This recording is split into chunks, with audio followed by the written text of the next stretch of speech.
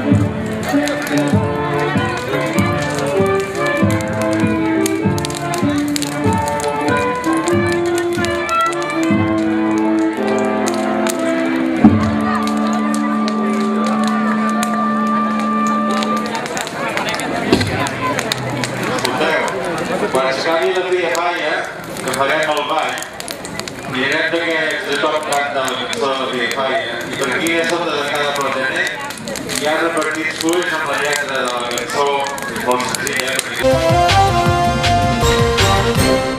El Museu de les Mines de Cercs va acollir dissabte passat a l'acte de lliurament dels Premis de Santa Bàrbara de la Vila de Cercs 2007. A les 12 del migdia es celebrà la constitució del ple de l'Ajuntament de la Vila de Cercs. Durant el ple es va procedir a la lectura de l'acord d'atorgament i es va fer l'entrega del Premi Santa Bàrbara, que aquest any li han concedit a mossèn Joan Casals.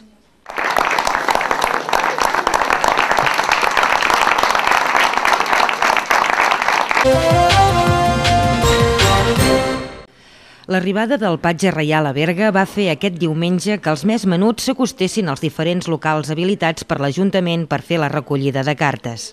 Els emissaris reials van atendre durant el migdia centenars de nens i nenes que van acudir-hi amb la il·lusió als ulls i les cartes a la mà, sense massa esperes ni aglomeracions, ja que per segon any consecutiu la recepció de les cartes es va fer simultàniament. Per altra banda, des d'aquest dijous i fins dissabte, els infants berguedans poden trobar jocs i activitats al Juguem Jugant, instal·lat al pavelló. L'espai lúdic infantil està obert de 4 a 8 de la tarda i cada dia hi ha actuacions. El dijous, el grup País de Xauxa porta l'espectacle Quan arriba el Nadal.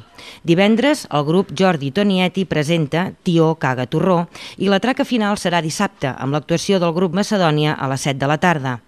A Gironella, al local del Blat, també hi ha Gironella Juga, festa continuada per als menuts.